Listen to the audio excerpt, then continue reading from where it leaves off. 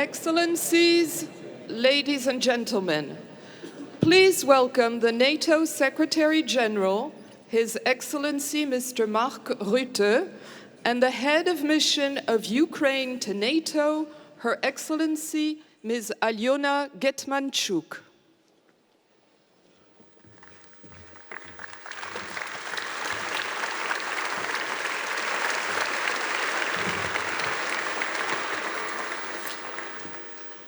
We gather this morning to mark yet another terrible anniversary. 4 years of unforgiving war. We remember today and every day what Ukraine has endured. But while we pay tribute to those lost and those suffering, we also stand in hope, inspired by 4 years of unbroken resistance, 4 years of unwavering courage. I first had the honor to address Ukraine's parliament just a few weeks after Russia's full-scale invasion in 2022.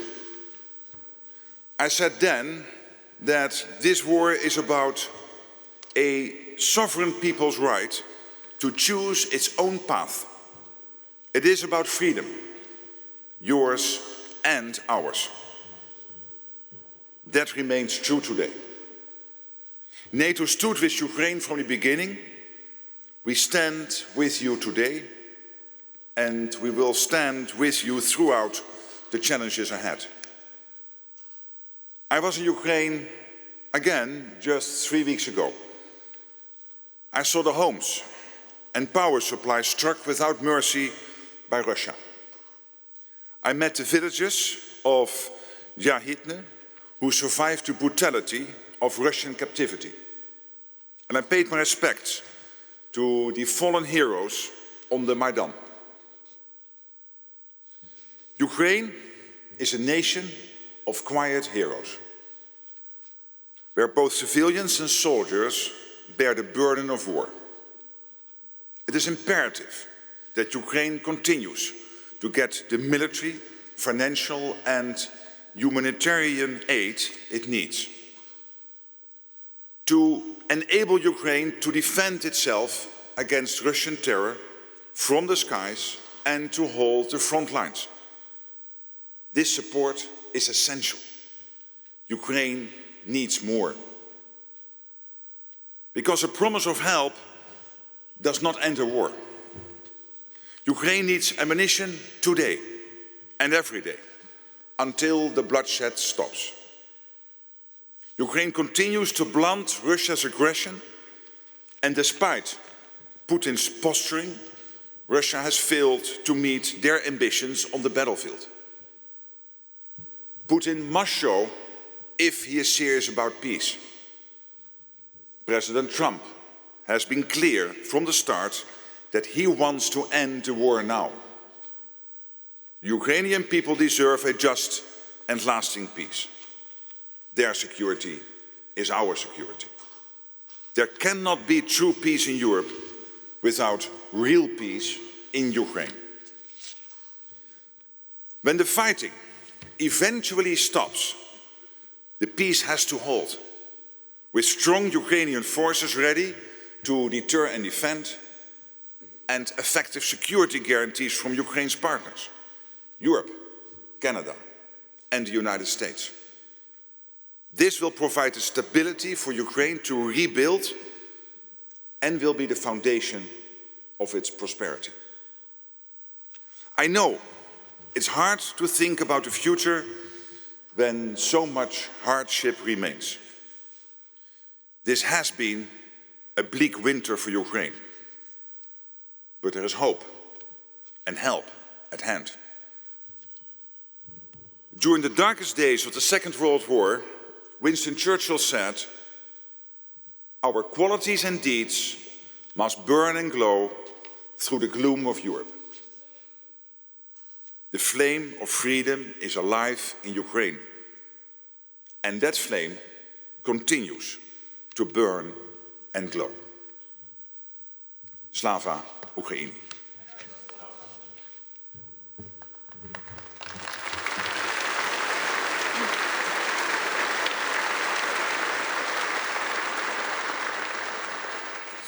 Dear Secretary General, Excellencies, dear friends, 4 years ago, on this very day and almost at this very hour, I received a phone call from a diplomat from one of the NATO member states.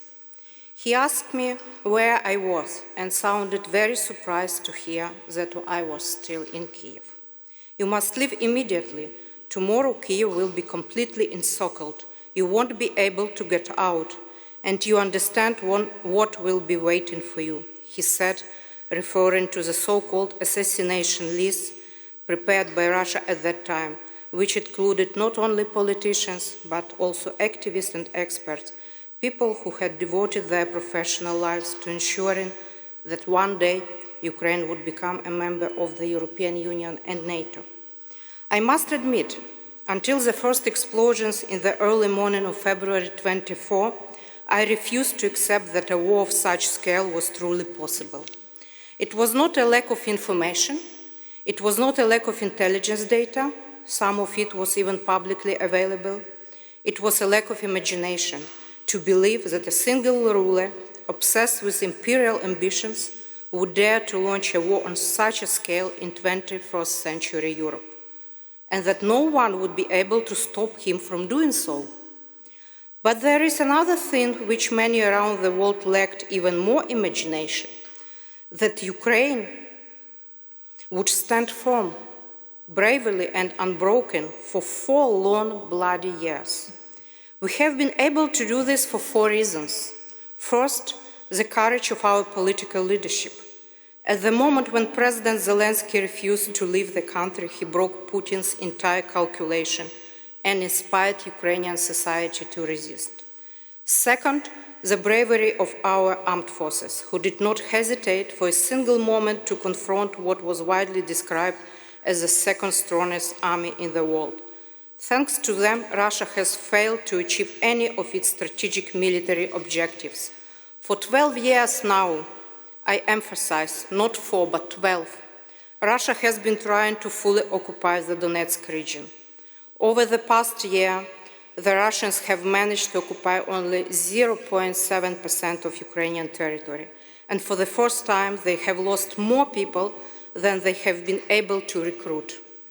Third, the extraordinary resilience, adaptability, and inner strength of the Ukrainian people, despite constant air terror, despite freezing temperatures without heat or electricity, despite immense loss and destruction, with around 80% of Ukrainians having lost a relative or a friend in this war, most of our people say, we are ready to endure all hardships and suffering for as long as it is needed, because this is an existential fight for our state, our nation, our identity. And last but certainly not least, we have managed to withstand 4 long years thanks to your support. The support of our partners, in particular, and perhaps above all, the countries that are members of NATO. Moreover, this support is comprehensive. It directly reinforces every other factor I have mentioned. Without your assistance, our soldiers would not be able to hold the line and protect our cities. Without your assistance, it would be far more difficult to sustain the morale and resilience of our people. Having said that, allow me to express our deep gratitude to the NATO member states and NATO partners who have stood with us throughout these horrible years. In particular, I would like to thank the Secretary General of NATO, Mark Rutte.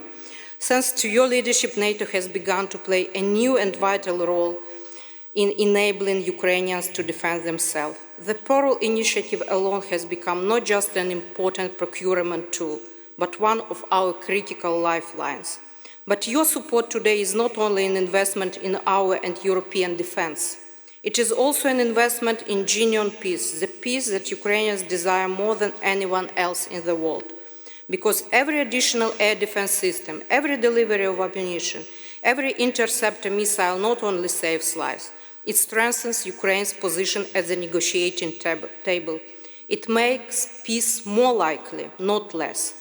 True peace, a peace that respects Ukraine's sovereignty and right to choose its own future, including the alliances it joins. A peace backed by real security guarantees that will make it impossible for today's children in a few years to be forced to take up arms to defend their land. Like those who were children building Lego when Russia began its war in Donbass 12 years ago and are today fighting on the front line. That's why when we say that we do not want to pass this war to the next generation, we are talking about very concrete, specific things. While it is a great pleasure for me to see all of you here today, and I'm very grateful to everyone for being today, I would like this to be the last ceremony dedicated to yet another anniversary of war. To achieve that, Ukraine needs targeted support and Russia needs targeted pressure today more than ever. I am convinced that together we can make this happen. Distinguished colleagues, dear friends, and now a few words about the installation we are unveiling today called Volia. In Ukrainian, Volia means both freedom and will. This is what Ukraine's struggle is about. These 4 letters, taken from the name of a village in the Kherson region that was first occupied by Russia and then liberated by Ukrainian armed forces, also symbolize our ability not only to defend our land, but to reclaim it once we have the necessary resources. And now let me express my sincere gratitude to the UK joint delegation to NATO, the permanent representation of the Netherlands to NATO, the permanent delegation of Romania to NATO, the permanent representation of Spain to NATO, and NATO international staff for their invaluable support and facilitation in bringing this installation from Ukraine to Brussels and making its presentation here at NATO HQ possible. Your solidarity is not only diplomatic, it's practical, tangible, and deeply meaningful. And my last point, today we open this installation as a reminder of Ukraine's ongoing fight. But remembrance should not happen only once a year. We need the reminder daily. That is why we have an ambition, and we know that many here at NATO share it, that this place should host on a permanent basis a symbol of Euro-Atlantic unity and strength in the new reality shaped by Russian aggression, a reality in which the greatest threat to freedom and democracy since the Second World War is real, present, and looming, embodied by Russia and its allies. But it is also a reality that is making Ukrainian and Euro-Atlantic security truly indivisible, and NATO itself more capable, decisive, and purposeful. Thank you. Slava Ukraini!